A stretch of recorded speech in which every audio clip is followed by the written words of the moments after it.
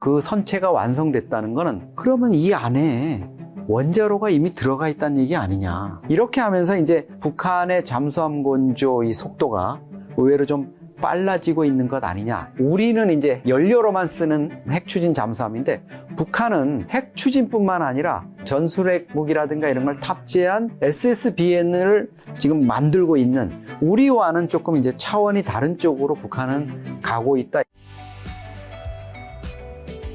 또 최근에 상위 1% 외교관과 연구원들이 탈북에 계속 잇따르고 있는데 자녀 교육과 미래가 탈북의 결정적 계기가 될 텐데 북한 내 엘리트층의 이탈 현상 어느 정도 심각한가요? 지금 작년 한 해 동안 한국에 들어온 탈북민이 224명입니다. 최근에 북중 간에 이제 단속이라든가 이런 경계가 심해지면서 직접 사실 북한에서 중국으로 넘어오는 탈북자, 이런 분들이 최근에는 거의 없습니다. 이번에도 224명 중에 당국자 얘기는 정말 북한에서 이렇게 탈출해가지고 금방 들어온 사람은 10명 안쪽이라는 거예요. 과거에 뭐 우리가 북한에서 탈북하신 분들 한 달에 가장 많이 1년에 들어온 게 2,900명까지 들어왔거든요. 근데 지금 많이 줄었지만 문제는 뭐냐면 이 224명 가운데 해외 외교관이었거나 무역상사에 있었거나 해외 근로자, 이런 엘리트층들이 많이 포함돼서 들어온다는 거죠. 이분들 얘기 들어보면은요, 사실 북한에서 먹고 사는데 걱정 없었다 그래요. 없겠죠. 네, 이 선생님, 우린 다 뭐 북에서 잘 먹고 잘 살았어요. 근데 문제는 뭐냐면 자녀들이죠. 자녀들의 교육이나 미래를 위해서 곰곰이 생각해서 결행을 한 경우도 있고, 또 본인은 전혀 생각 안 했는데 아이가 이제 해외 주재국에서 국제학교를 다니고 이러면서 한국 드라마 영화 보고 더러는 한국 친구들하고 어울리다가 이제 돌아갈 때 되면 커밍아웃을 하는 거죠. 아빠, 저 평양에 돌아가서 살 수가 없을 것 같아요. 한국에 유학 보냈다고 생각하세요. 이렇게 하니까 부모 입장에서는 어쩔 수 없이 자식의 미래를 위해서 짐을 싸가지고 오는데요.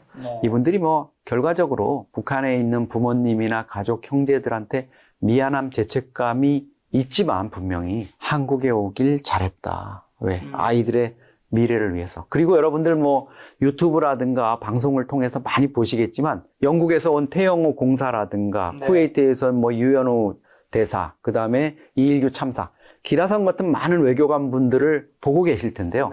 사실은 이분들보다 훨씬 많은 외교관들, 또 이분들보다는 뭐 놀라울 정도로 더 고위급인 분들이 한국에 정말 많이 와 있습니다. 근데 이분들이 북한에 있는 가족들이나 이런 여러 가지 사정 때문에 공개를 안 하고 있는 겁니다. 근데 해외 근무 시 자녀 한 명을 북한에 남겨두는 인지 제도도 있는 걸로 제가 아는데 뭐 말씀하신 태용호나 리유 등 핵심 엘리트들이 탈북할 수 있었던 방법은요? 힌트는 태영호, 뭐 유현우, 이일규, 이분들의 집안 배경에 있습니다. 이분들이 뭐 본인이 그렇게 끝내주는 집안이었다, 이런 거는 아니잖아요.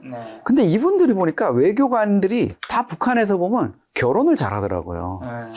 이게 아마 북한 체제가 이렇게 폐쇄적이다 보니까 그 부모들 입장에서도 권력가, 세도가, 또 권력 핵심층 입장에서 보면 그렇게 생각하지 않을까요? 우리 딸 저 외교관 놈 하나 괜찮은 놈 잡아가지고 결혼시켜서 해외에 나가서 좀 살 수 있게 해야 되겠다. 이런 게 있다 보니까 사실은 유현우 뭐 대사 같은 경우에도 노동당 재정격리부장 38호 실장, 39호 실장 그 전일춘의 사위잖아요. 전일춘 하면 김정일의 금고직이었어요. 그 정도로 끝내주는 집안이었거든요. 그리고 뭐 항일 빨치산의 태영호 씨 부인도 그 처가도 항일 빨치산 집안이에요. 일반 외교관들은 해외에 나갈 때 자녀가 하나 있으면 하나 남겨놓고 나와야 되고요. 둘 있으면 하나 두고 와야 돼요. 탈북해서 오시는 분들 보면 부모를 두고 오는 경우는 많죠. 그런데 자식 두고 오는 경우는 별로 없습니다. 보통 결심하지 않으면 어쩔 수 없이 뭐 그런 경우가 있긴 하지만. 그런데 이분들 같은 경우에 생각해 보십시오. 그러면 태영호 씨가 나오는데 보이부나 이런 데서 그 애는 하나 놓고 나가십시오, 이렇게 했을 때 그럼 그 집안의 어른이 보이부 간부나 여기다가 전화할 거 아니에요. 야, 이 자식아, 너 뭘 우리 집을 의심하고 우리 집안이 어떤 집안인데 너깟 놈들이. 이러니까 그 든든한 백 때문에 아이러니하게도 다 나올 수가 있는 거예요. 그렇기 때문에 탈북할 수 있는 거죠. 그 태용호님이나 쿠웨이트 그 대사님이나 그분들은 나왔어요. 그 대단한 백이 있기 때문에. 어쨌든 탈북을 해버린 거잖아요. 그 대단한 백이 있는 집안은 도대체 어떻게 되는 거예요? 그런데 이게 그 대단한 집안들이 또 의외로 그렇게 너 자식이 탈북했어. 이렇게 안 됩니다. 그 집안들은 그래도 김정은이가 그 자식놈이 그래 사고 쳤으니까 이렇게 된 거지 하고 그럭저럭 또 먹고 살게는 해주는 거예요. 예전처럼 이렇게 빛나는 이런 그런 거는 안 하지만 그렇게 먹고 살게 해주는 건데 그렇지 않은 경우는 이제 좀 상당한 일반 외교관들이 만약에 그렇게 탈출을 했다 이렇게 되면 또 상당한 또 불이익이나 이런 게 가해질 수가 있죠. 장마당 세대 청년들이 김정은 체제 세뇌 교육을 더 이상 좀 믿지 않게 되고 있는 결정적 계기는 어떤 것들이 있을까요? 장마당 세대라는 게 결국 국가 배급이라든가 이런 소위 말해서 노동당의 빚을 지지 않고 자기들이 스스로 먹고 산 거예요. 그리고 장마당이라는 게 식량과 생필품을 공급하는 어떤 장이기도 하지만 정보가 유통되는 장입니다. 그러다 보니까 거기에서 한류 드라마, 영화 이런 것들을 몰래 담은 USB나 마이크로 SD 같은 것도 은밀하게 이렇게 팔고 그거를 볼 수 있는 노트텔이라는 아주 값싼 보급형 노트북 형태로 된 이런 것들도 팔거든요. 그러다 보니까 그 장소를 통해 가지고 이 젊은 MZ세대라든가 북한의 신세대들이 이제 한류 또 외부의 어떤 문화에 대해서 이제 눈뜨게 된 겁니다. 그러다 보니까 당연히 북한 체제가 자기네들 선전하고 이러는 것들 이런 것들에 대해서 이제 더 이상 귀를 안 기울이게 되는 거죠. 한류 드라마 입을 쓰고 본 한류 드라마나 이런 게 너무너무 좋고 자극적이고 다음 편이 기다려지고 이런데 어떻게 북한의 그런 말도 안 되는 선전선동이 먹힐 수 있겠습니까? 그러니까 결국은 이 친구들이 드라마, 영화를 보면서 외부 세계에 대한 동경 이런 것들을 이제 생각하다가 결론은 그거라 그래요. 저기 가서 살다 죽으면 원이 없겠다. 그래서 이제 목숨을 걸고 한국행을 결심하게 되는 겁니다. 그럼 이제 아무래도 센터장님은 한국에 들어온 탈북자분들 엄청 많이 만나보셨을 텐데 전반적으로 북한에 있을 때보다 행복해 하시나요? 그럼요. 여기 와서 행복해 하죠. 두고 온 가족이나 이런 거에 대한 그리움, 어떤 미안함 이런 감정은 있는데 그럼에도 불구하고 첫째는 본인들이요. 여기서 돈을 벌어서 허드렛 일을 하든 성공을 하든 돈을 벌어서 북한에 보내잖아요. 그게 얼마나 크겠습니까? 그리고 북한의 가족들이 여러 사정 때문에 나는 못 오겠다. 그냥 네가 보내주는 돈으로 살게. 이러면 어쩔 수 없지만 또 오랜 기간 공을 들여서 북한에 있는 가족들 중에 원하는 가족을 브로커를 써서 빼내와서 한국에 와서 같이 살 수 있잖아요. 그런 부분이 있고 또 본인들이 이제 여기 와서 한국에서 활동하는 이런 것들이 과거와 달리 북한에서 그렇게 가족들을 아주 특별한 경우가 아니면 정치범 수용소에 보낸다든가 이런 극단적인 처벌을 하지 않는 상황? 이런 것들이 이제 여기 오신 탈북민들이 그래도 한국 생활에 이렇게 만족하면서 물론 그런 얘기는 하죠. 드라마, 영화에서 봤던 거랑은 좀 많이 다르다. 배우들, 꽃미남 배우들이 한국에 널려 있을 줄 알았는데 꼭 그렇지는 않다. 이런 말씀들은 하십니다. 또 과거 김일성, 김정일 사망 때와 달리 북한 주민들이 말씀하신 대로 정보에 눈을 뜨기 시작했는데 그럼에도 불구하고 북한 체제가 지금까지 버티고 있는 결정적인 힘은 언제까지 지속될까요? 일단은 그럼에도 불구하고 북한 체제의 어떤 기층 세력 있지 않습니까? 소위 말하는 원로 그룹들이 있고요. 그 다음에 40, 50대, 60대까지 80년이 넘는 기간 동안 북한 체제에 이제 길들여져 온 겁니다. 순치돼 있는 겁니다. 그런 상황에서 거기에 제대로 된 비판적인 미디어, 야당, 또 노조라든가 어떤 시민사회 이런 것들이 없지 않습니까? 그러다 보니까 김정은 체제에 대해서 비판을 하거나 거기에 반기를 든다는 걸 이제 엄두를 못 내는 거죠. 세력이 있을 수 없는 거죠. 네, 그런 의식 자체가 이제 사실 말하자면 거세된 거나 마찬가지예요. 그런데 이 젊은 세대들은 그거와 이제 결이 조금 다르고 외부 세계에 대해서 좀 동경하고 이런 것들이 있고 이게 이제 머지않아서 우크라이나 북한군 파병에 따른 어떤 불만들 이런 것들이 촉발되면서 또 이란의 시위 사태, 네팔에서도 있었지만 그런 것들이 이제 북한 엘리트들을 통해서 전해지면서 어떤 변화의 조짐이 나타날 것 같아요. 시대의 흐름을 김정은이가 거슬러 가지고 지금처럼 계속 폭압적인 통치를 하고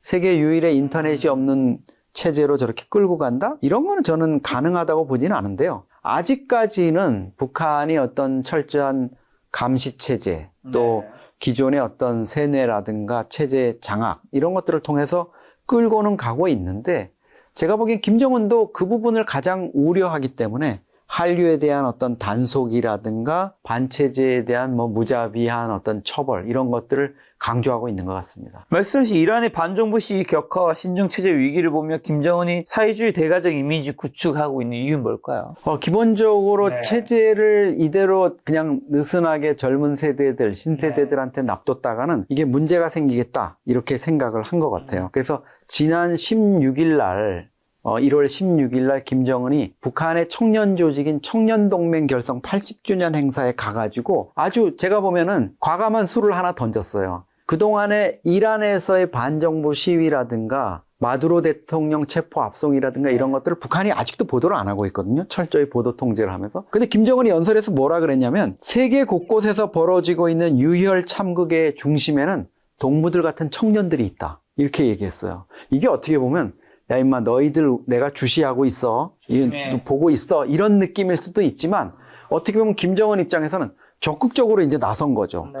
너희들 지금 세계 각국에서 이 청년 MZ 세대들이 일어나가지고 뭐 체제를 뒤엎고 이란에서도 뭐 그런 반정부 시위가 일어나고 있는데 우리만은 좀 달라야 되지 않겠니? 너희들은 우리 체제를 받아들이고 사랑하고 충성하고 이런 것들을 해라. 이런 메시지가 이제 이어졌습니다. 그리고 또 김정은이 공개한 8,700도건 핵 추진 잠수함 선체의 실질적 위협 수준은 어떻게 보시나요? 일단은 가장 이제 눈길을 끄는 거는 일단 북한이 8,700톤급이라는 어마어마한 규모로 잠수함 선체를 완성했다는 거예요. 왜 이렇게 김정은이 서둘러서 이거를 보일 수밖에 없었냐? 작년 12월에. 김정은이 2021년에 5년간에 걸쳐서 8차 노동당 대회에서 어떤 자기의 시정 방침 이런 것들을 밝히면서 잠수함 얘기를 했거든요. 핵추진 잠수함. 그런데다가 작년 10월 경주 에이펙 정상회담에서 한미 정상회담을 하면서 한국 정부의 핵 원자력 잠수함 건조를 트럼프가 승인하는 일이 있었습니다. 이러다 보니까 김정은 마음이 좀 급해진 것 같아요.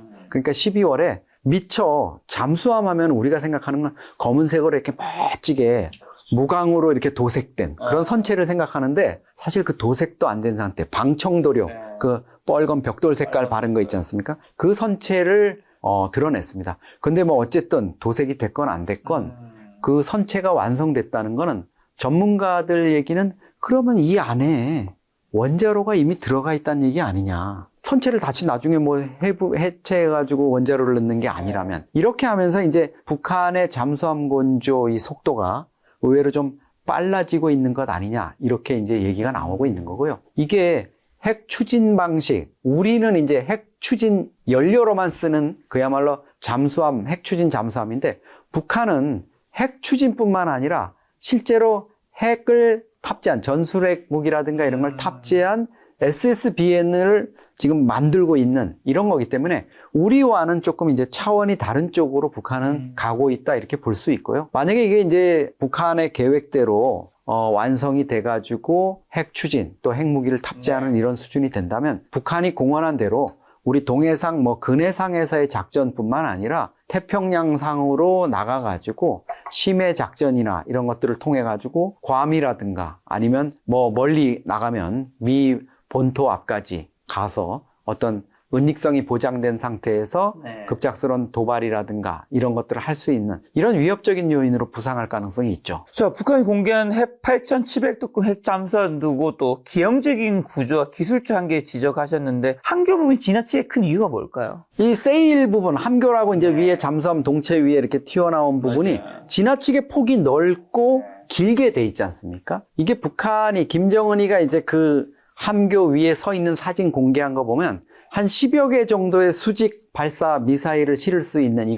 자리가 이제 만들어져 있는 걸로 포착이 됩니다. 잠수함 발사 탄도미사일 SLBM이죠. 그런데 미국의 이제 대표적인 SLBM인 트라이던트나 이런 거는 보통 길이가 한 10m에서 13m 이 정도 됩니다. 그러니까 그 거대한 잠수함 선체에 바로 세워서 다 이제 장착이 되는 거죠. 근데 북한의 이제 북극성 계열이라든가 아니면 SLBM 이런 것들 보면은 지금 이게 소형화가 좀 어려워가지고 15m, 20m까지 된다는 거거든요.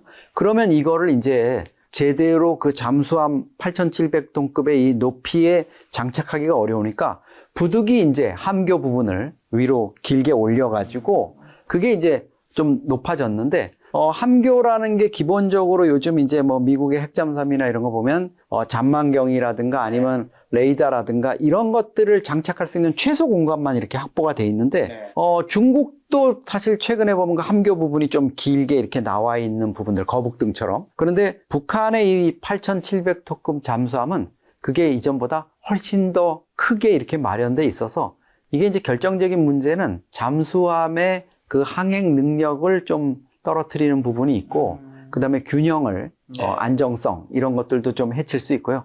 결정적으로는 소음이 심해집니다. 물의 이제 그 흐름이라든가 심해에서 흐름 이런 것 때문에 레이더나 음파 탐지에 걸릴 가능성이 높아질 수 있죠.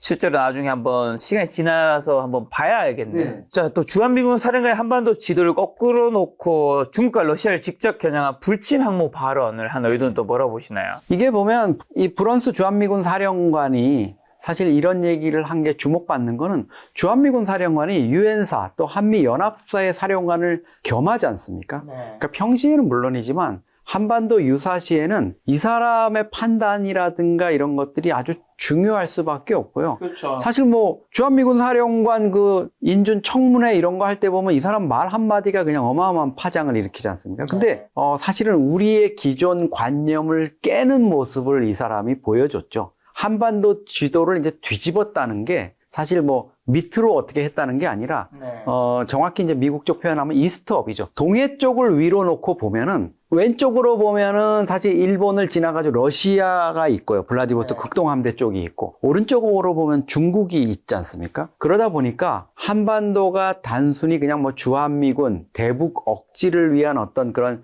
역할을 하는 게 아니라 인도 태평양 지역에 미군의 어떤 전력이라든가 이런 걸 투사하고 러시아 함대의 태평양 진출, 그 다음에 중국 함대의 움직임을 견제하는 어떤 떠있는 항공모함, 불침 항모의 역할을 한다. 이런 느낌으로 지금 얘기를 했기 때문에 좀 주목을 받고 있는 것 같습니다. 사실 그동안에 불침 항모 하면은 6.25 전쟁 시기에 뭐 메가더 장군이 얘기했던 이런 개념으로 대만을 많이 얘기했었거든요. 근데 이제 주한미군을 주축으로 해서 한반도가 이런 역할을 주한미군 또 한국이 이런 역할을 한다 이런 얘기가 나오면서 사실 브런슨 사령관의 이 얘기가 아주 주목을 받았습니다. 또 트럼프 대통령이 김정은과의 만남을 다시 시도할 경우에 북한이 핵 보유국 인정을 조건에 협상이 나올 가능성도 있을까요? 김정은 입장에서는 지금 계산이 좀 복잡할 겁니다.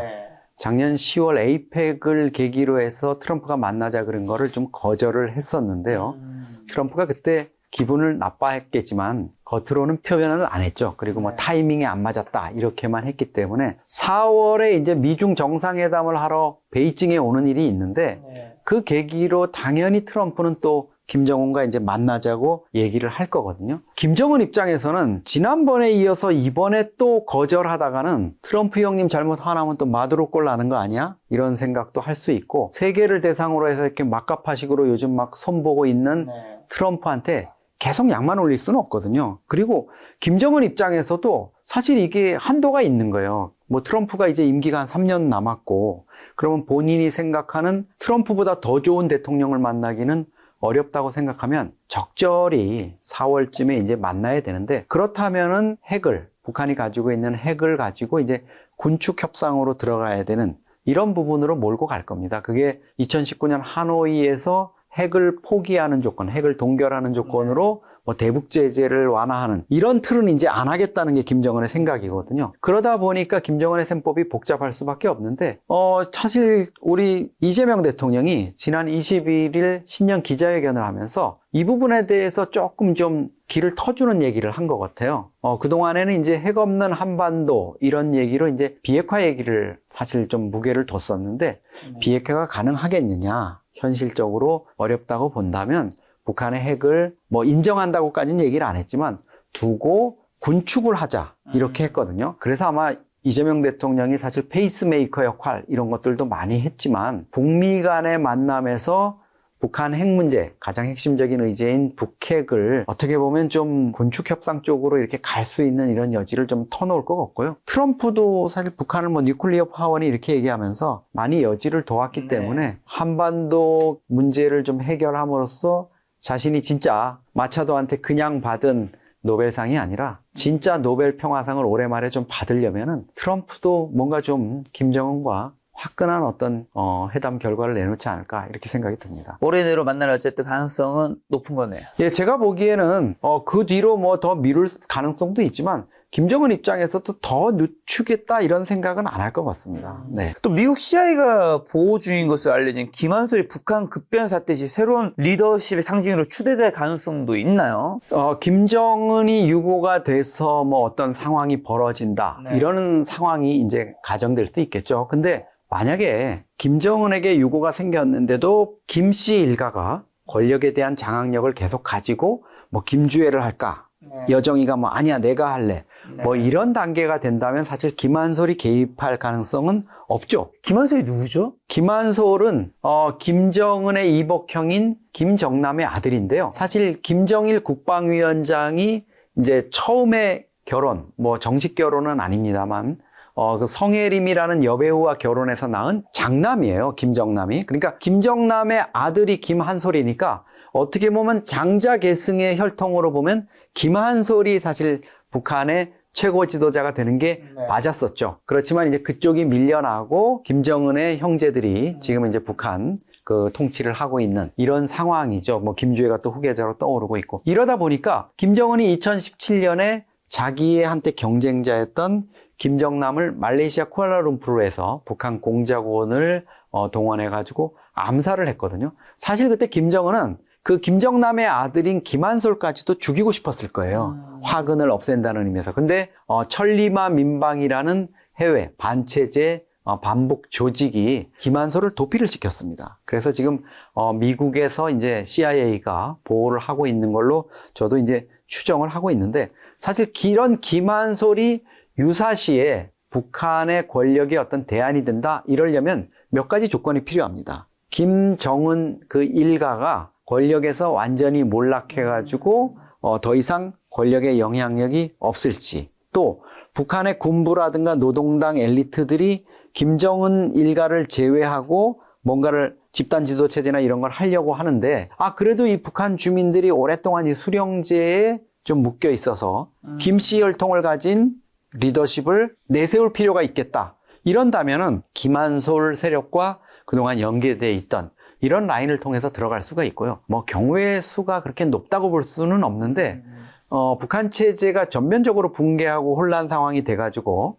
우리 정부가 북한 급변 사태 시나리오로 갖고 있듯이 북한 지역의 한미 연합 전력이 들어가서 거기를 이제 장악하고 뭐 핵이라든가 무기를 이제 해체하고 정권을 잠정적인 통치기구를 세우는데 그 과정에서 북한 주민들이 완전한 민주적인 어떤 체제라든가 외부에서 이렇게 만들어준 체제에 좀 이질감을 느껴서 혹시 뭐 기존의 수령제 형태의 어떤 그런 완화된 형태의 좀 리더십을 내세우고 상징적으로 이렇게 내세운다? 얘가 김일성의 혈통이다 이렇게 내세우려면 김한솔을 거기에 좀 내세울 가능성 이런 부분은 있습니다. 그리고 또 미국이 어떤 북한 급변 사태와 관련해 가지고 어떤 여러 가지 다양한 가능성을 검토하는 과정에서 김정은의 어떤 세력들이 완전히 제거된 다음에 김한솔 그 세력들을 또 김한솔을 도와주고 있는 민주화 세력들을 북한 정권 재건의 어떤 그 주축으로 이렇게 한 축으로 사용할 수는 있을 것 같습니다. 자, 평양에서 또 전동 킥보드 사업으로 부를 축적한 50대 부부가 채용되는 등 신흥 부유층에 대한 통제도 강화되고 있는데 김정은 체제와 돈주 사이 갈등이 체제 붕괴의 도화선이 될 가능성은 있나요? 김정은 입장에서는 일단 그 거액의 부를 축적해가지고 미화를 뭐 몇백만 달러, 몇천만 달러 가지고 있다.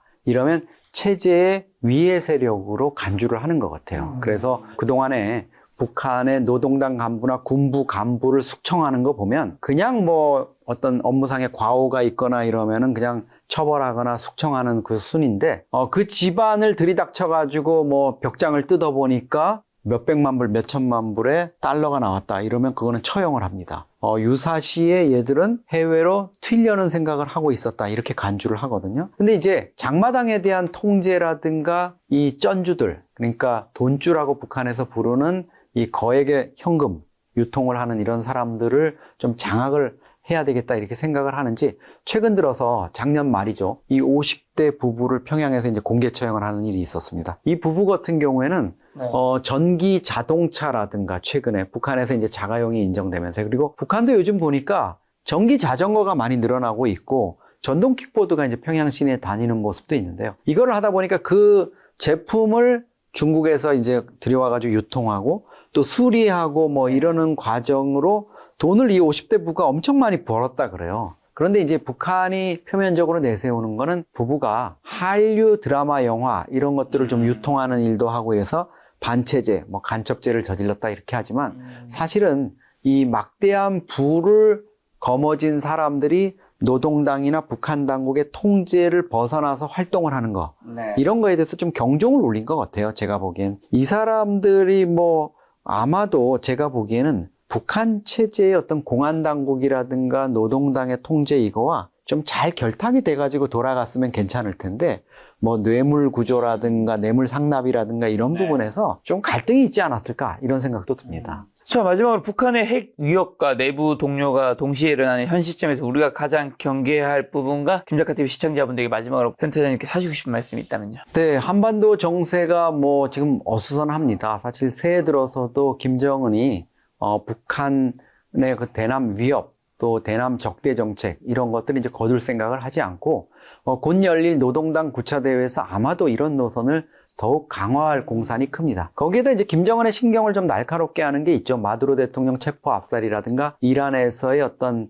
그 반정부 시위, 특히 이란 같은 경우에는 북한과 유사하게 이런 신정 체제를 갖추고 있는데 거기에 이제 37년 만에 이렇게 반기를 들고 나왔다. 이런 것들이 좀 부담으로 작용해서 김정은이 어떤 오판을 하거나 또 도발의 명분으로 삼는 이런 문제들이 좀 생겨나지 않을까 이렇게 생각이 듭니다. 그래서 우리가 지금 좀 대북 정책이라든가 또 국내 뭐 통일이라든가 대북 문제 관련해서 상당히 지금 여론이 분열돼 있는데요.